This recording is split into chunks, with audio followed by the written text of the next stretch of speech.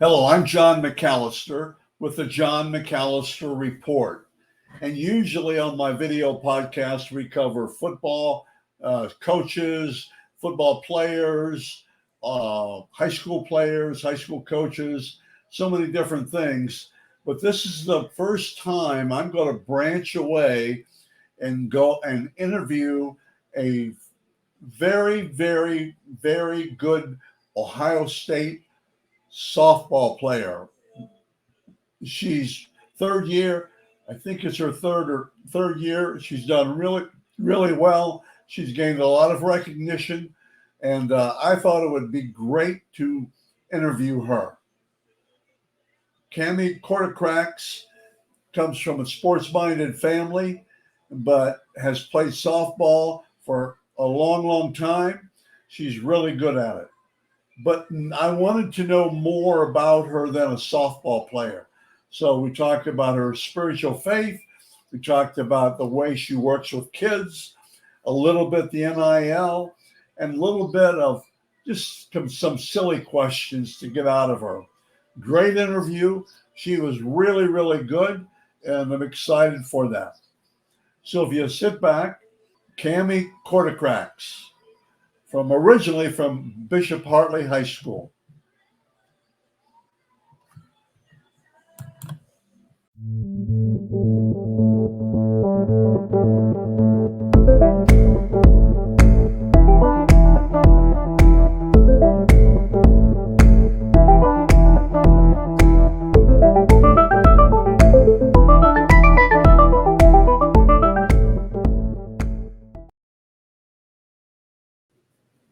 Welcome, Kami Kortokrax. Okay, how are you? Perfect. I'm great. Thank you so much for having me. I learned so much. I can see you play next year. I I didn't know. know I'm you were only a excited. junior. I Okay, just gotta make it out. let's. I will tell you this. I was coaching football and track when softball first started. Girls softball started back in the middle of '70s, and that was bad. It was so bad. I mean, 25-20, night because they had no pitchers. And Right. then it was like slow ball. And then they got some pitchers and started working. And probably about 6 years ago, I was working a track meet as a track official. It was the regionals, but they were also playing regional softball. And so I went over and watched it. Oh my goodness. It killed me now. And I used to play softball. It's the most improved sport, any girls sport, the most improved. Tell me about tell me about yourself at Ohio State. So I play shortstop at Ohio State. I have a whole nother year, which is super exciting. I love my team. I'm majoring in communications, the minor in TV, kind of following up my mom's footsteps, wanting to be a maybe a little TV anchor with sports specifically, like a sideline reporter. But then I want to coach still and kind of And go. you're a softball player at Ohio State. I Yep. just realized you have one more year. What's the best advice that you could give a high school senior about going to college to play college softball? Yeah. Any, Someone any school.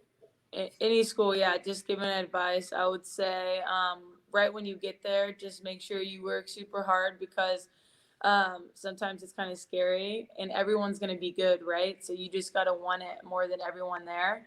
And if you can get your mental side up past physically, some of the girls that you're playing with, then it's going to really help you out because everyone around you in college sports is just so good. So if you can hold yourself to a higher standard all the time than everyone around you, then you're going to set yourself up for success very well.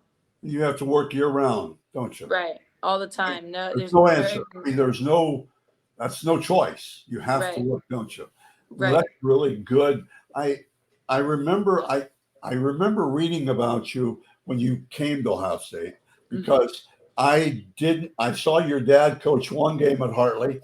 Actually, I was scouting a high school football player, and Hmm. I was at the Hartley gym, and then I kind of knew the connection. So it's been fun to watch you. Okay, briefly, give me some important stats. Most people can Google this and read about it, But tell me some important stats for you. Oh, freshman year, I was a part of the all Big Ten freshman team. Me and one of my other teammates were. That was really big of us, getting some serious playing time as freshmen. It's really hard to do in softball, because there's only 9 girls on the field at once, and they don't really sub in and out. Maybe front Right. at bat, but like not really. So, that was a big deal. And then my sophomore season, I was, first team All Big Ten. I got all region honors, and I made the All Defensive team as a sophomore for the Big Ten. So I was the All Defensive shortstop. And then Good. this year I was, All Big Ten first team again, and, All Region, third team again. And, yeah, I was captain as a sophomore and as a junior. Enough. We're good. Okay. Okay. Now let's talk about you. You come from a great background. Your dad was a heck of a softball player, heck of an athlete at Findlay, University of Findlay, of which I Yeah. am also a burned out oiler myself. Mm. But I knew about him then. A couple of my good friends told me that they used to play, and your dad knows this, Mike Mock from Kenton. Those guys used to play crazy games. So you've gotten some of your talent from them. And your mom, I watched her on TV, Channel 4, I think. I'm really interested in your dad first. How did he influence you? I love my dad. He's just been kind of my biggest inspiration, and, I always say my mom's my biggest cheerleader, and my dad's my biggest like inspiration. He just, being a coach's daughter, I think I saw at a young age, what's important to a coach as far as just being a good teammate, Right. being a good person, Right. working hard, not doing all the flashy stuff, but like, pretty much he instilled in me like what I do when no one's looking is what I'm gonna do when everyone's looking, like with those big moments. And so, and he's such a humble person. He just taught me like how important it is to work hard, and that if I want something, then I have to be in control of doing that. And then he's gonna help me do anything he can. But like when we'd go hit, I'd always have to be the one coming to him, be like, "Hey, can you come pitch to me? Can you come hit me ground balls? Can you do this?" And he would never tell me no. He was gonna do anything to help me get to where I wanted to be. And, it's just a great feeling as a dad, like having that person in your life that, knows so much about sports and knows that, and you just know that they know so much and they want you to be so good, and they're going to help you in any way that they can. It's just like, that's why the bond between my dad and I is just so good. And sometimes you have to bite your lip when he's getting on your case a little bit, right? Yes, You not know, really though. I'm just kidding. he knows this. He knows what it's all about, It's and true. that's awesome. And I've watched him coach 2 games, and when he was head coach at Hartley, and he's a pretty good competitor too, I think. So maybe you Yeah, know some of he's that. the best. Okay, He's the best. tell me your mom. I saw her retirement day on Channel 4, and man, she is really a kind-hearted person. Oh yeah. So, do you get that kind-heartedness from her? I definitely get all the time, even when I meet her high school friends and things like that. They're like, "You are just like your mother," and it's honestly become one of my biggest compliments, because, the older I get, just the more like beautiful I really see her soul is. Just so kind-hearted to everyone that she meets, and so outgoing and not afraid to speak up and just say whatever she wants to say and just be her true self. And like that's why it's been so easy for me to be who I really am and kind-hearted and things like that, is because that's who my mom is. She's just such an authentic person. And when you grow up with a mom like that, like I didn't really know how much I was following in her footsteps until the older I got and things like that. But I am very similar to my mom, and that is because I've looked up to her for so long, so many years without even knowing it. So yeah, That's unique. she's the best. That's really unique. And I have one more question I missed on Ohio State. Okay, and I played a lot of baseball, a lot of fast pitch softball when I was a lot younger. Obviously, how do you break your nose on a foul tip? Not as a catcher, but on a foul tip, how do you break your nose?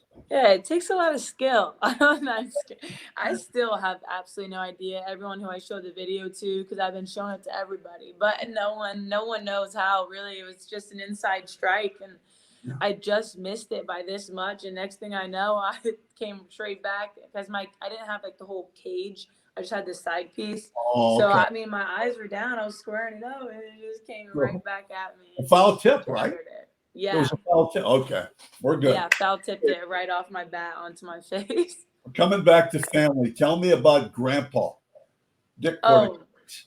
Oh, oh, I love that man. He, I think He's a about, dude, man. He's a dude. But yeah, 82 years old when he retired. I think 800 and some victories or whatever in basketball. But those days have changed. The techniques have changed, but he did a great job. My goodness, he's a great, excellent. Well, he's Hall of Fame. I mean, what's the best advice he ever gave you? The best advice he ever gave me, he actually still says it all the time, besides making sure I'm in the weight room all the time because he still asks me about that. But the best advice he ever told me is he'd always ask me to make sure you do what you love and then just do the best I can at doing whatever it is that I do. Just give your best and try to be the best at whatever you do and try to make sure you love it. And obviously, we talk about faith a lot with my grandpa too, which he's inspired me in that aspect too. But yeah, Good. those have been some of his most wise words that we talk about. That's really good. Okay, now I saw a picture of you. By the way, I saw you pick a picture of you with a cheerleading outfit on. Oh, Oh, did you give that up so early, huh? No, I give it up very early. Yes, I realized that I was more on the court type of gal than on the sidelines. a woman coach a female coach that I used to work with in track, she would tell girls, don't cheer for the boys, let them cheer for you. So there's Yeah, sense to I that. love it. I love She's that. a heck of a recruiter. Okay, softball. Tell me about. Did you play like 8U8 or 8U? Did you play that level and then move up?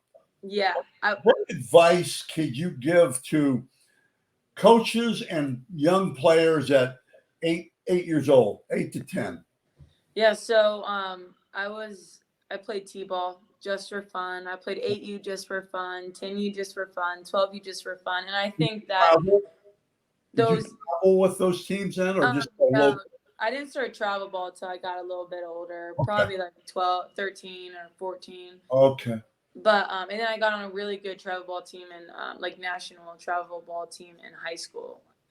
I played with them, traveled all over the country with girls that lived in all these different states. Everyone was committed D1. It was a great team. I want to But go back to that. Okay. okay, Give me some advice. yeah. There's a reason to come back to it, by the way. Give me some advice then. Yeah, so some advice I would give is I work with a lot of girls now I and know you do. I see a lot of their parents interacting with them and things like that. And sometimes it's hard. I was very fortunate that I was able to have parents that really let me fall in love with the game and just let me have fun with it before they realized that I could really do something and go far in this sport. And so advice I would give at such a young age is just to have fun and figure out if you really love the sport because Hallelujah.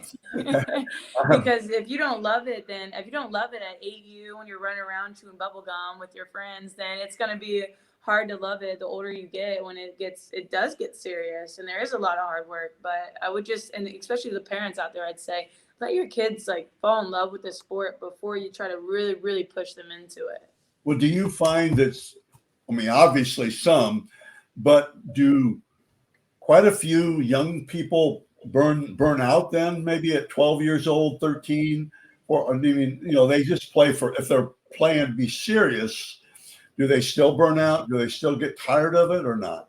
I think maybe, I mean, when I work with all these little girls, Right. it's very clear when you see someone who wants to be there versus someone who's there because their parents signed them up for it. Right. And it's just hard because if you're only doing it because your parents are signing up for it and you don't want to be there, you're never going to excel at whatever you do, no matter what it is, let alone sports, if you're just doing it because your parents, because you don't have that passion.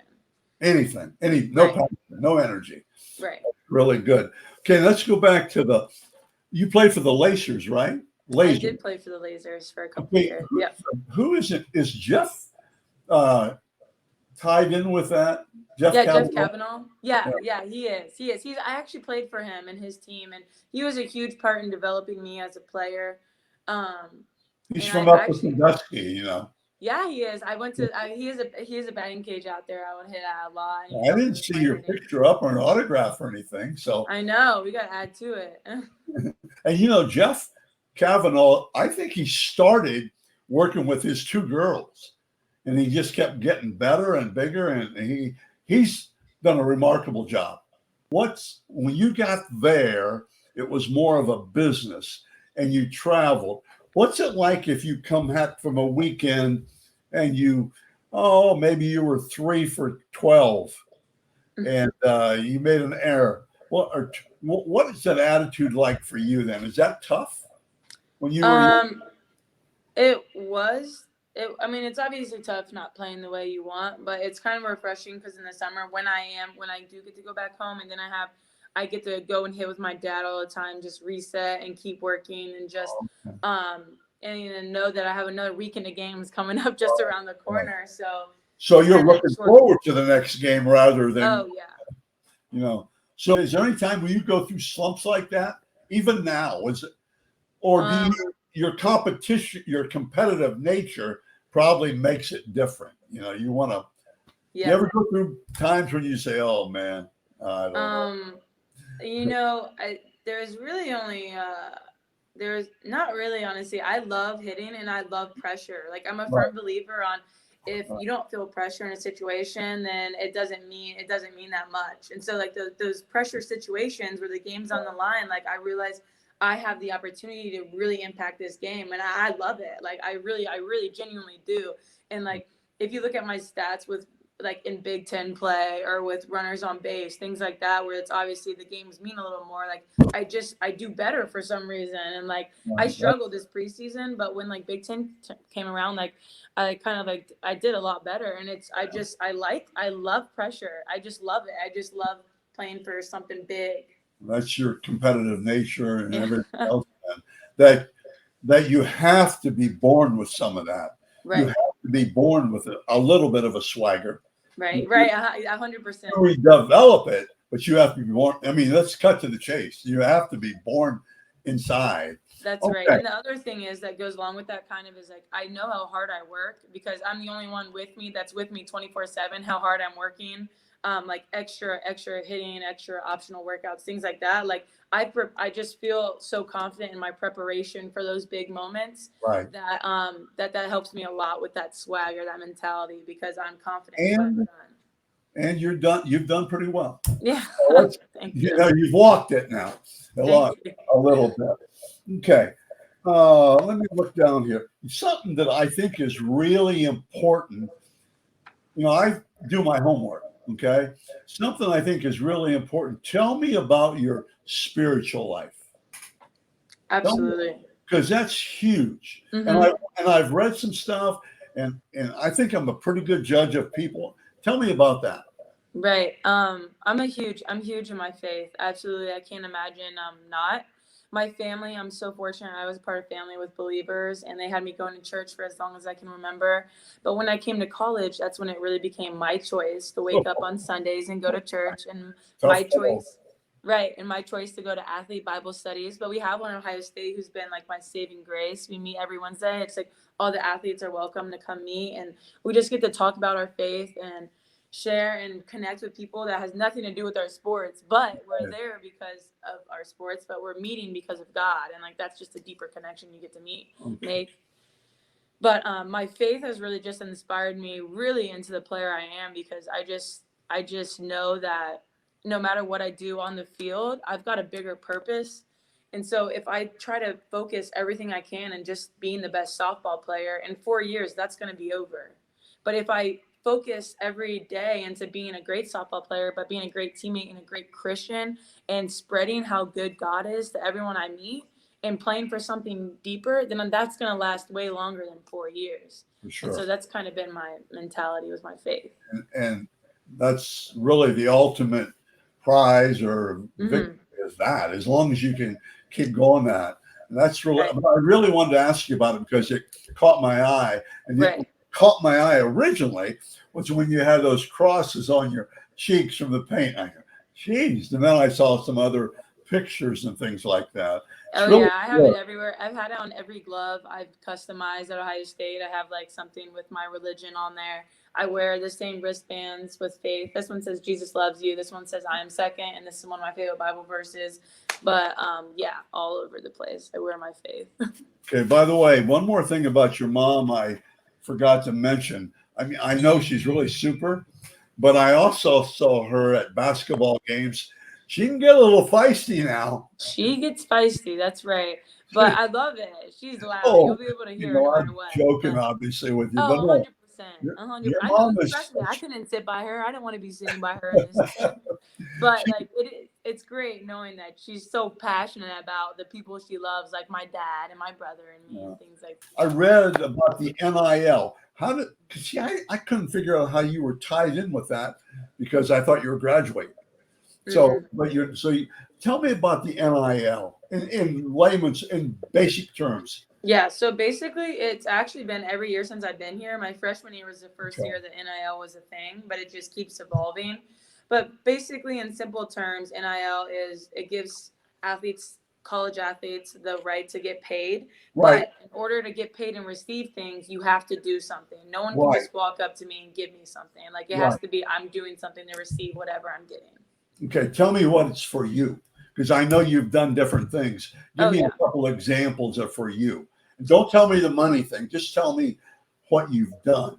So Okay. yeah, I've worked with several brands, such as like Lululemon has been one brand, big athletic apparel brand that they had me come in and kind of do like a little shopping spree and just post everything that I got to my platforms because they did a collab with Ohio State in our bookstore.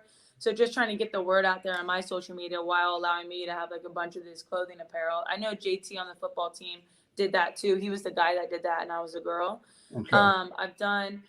We had trading cards this year where like our faces are on cards. We get commission for that, a certain percentage. They sell our shirts with our names and numbers and jerseys. We get a little bit from there. But one of my favorite things is that NIL now allows us to like give lessons to younger girls and get Oh, paid that's for really it. good. I don't know if I knew that or not. Yeah, so like originally we couldn't do that. It was a violation.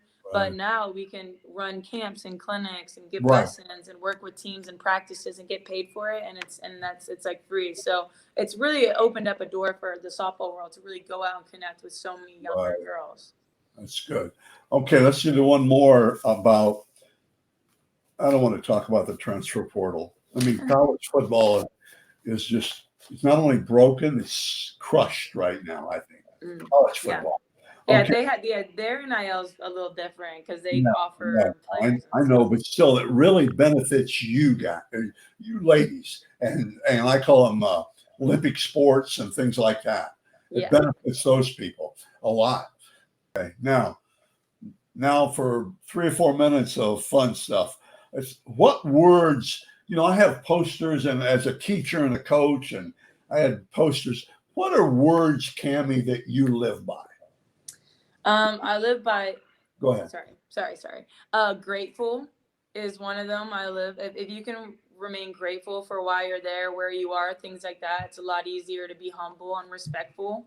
But just remaining grateful and giving all the glory to God and being grateful for whatever He's given me in my life and understanding the other word is purpose. Like whatever I'm doing, I want to find a purpose in what I'm doing. And like I know that there's a bigger purpose through everything through God and trying to figure out His purpose for why He created me. Grateful, purpose, relentless is one of my favorite words. I just would love if people would describe me as a relentless athlete and a person just always trying to be the best no matter what's ahead. And passionate, it's one of my favorite words. Like I want people to be able to see I love what I'm doing like very clearly. I love when people describe me as a passionate player because I love it and I do have a passion for the sport. So Sports, teaching, anything you do, you have to have a passion for. And I'm sure right. you do. Just talking to you, I mean, you get that. It comes off of you so easily. Thank Okay, you. 2 funny questions. What's one talent that you would like to have you will never get? Singing, absolutely singing. The Okay. singing traits do not run in my family, but well, Um, some of my cousins have them, but I just definitely skipped over me when I was born. okay. Last on this, the funny one. Okay, what's one thing that nobody knows about you until now? Oh. You're afraid of snakes. I don't know. I don't like snakes. That's right. Maybe like I every time I go up to bat, I always have to put like I'm so superstitious. I have to put every single thing on the exact same way every time, and no one watches me do it. But like if I put my helmet on the ground, my neck, and I get a hit, the next time up, I have to put my helmet on the ground. Then I have to put my elbow guard on, then my shin guard, and then my right batting glove, and then my left batting glove. But like it's all has to be like super like. Wow, Yeah. that's good. I don't know if I'd had enough time to do all that when I played. It seems like a lot of work, and I'd forget something. Mm. Okay, two more questions, and I'll be done. And it's been a great interview. Jeez, you're getting up there in Coach Trestle time. You know, he talks a lot, and we're getting up there with him. Anyway, what what do you what do you believe is the greatest challenge to young athletes today? What's the greatest challenge? I think the greatest challenge is really separating your value as a person versus what you do through your sport. And once I realized that, like, if I put all my energy into just being a good athlete, and when I have a bad game, then I'm bad. Like that doesn't make sense. That doesn't make sense to me anymore because I've realized that like a lot of people say your sport doesn't define you, but like if I'm only now I'm not only thinking about being a great athlete. I'm not holding on to every at bat and every ground ball. Now it's I want to be passionate. I want to be a great teammate, and I want to be a great role model to all the little girls that are watching in the stands. And I want everyone to know I'm a Christian just as easy as they know I'm an athlete. So I have bigger. I'm not all focused on just my performance. I've got all these things I want to cover every time I play, and I feel like if athletes can realize that, instead of focusing only on their performance, they can focus on all these other opportunities that they have being athletes, then it'll be a lot. It takes pressure off you, and you can really excel in a variety of ways. That's fantastic. That's fantastic. Kortakrax, I really appreciate this. Thank you. We had a tough time getting started, Yeah. but no, it's really super. Okay. Thank And you. I appreciate you doing, and I will see a couple of games next year for sure. Yeah. Okay. I'm gonna hold you to it. But if there's anything I can do, please let me know. Thank you so much. I appreciate it. Thanks for having me as a guest. That's great. Okay. Thank you. Thank you.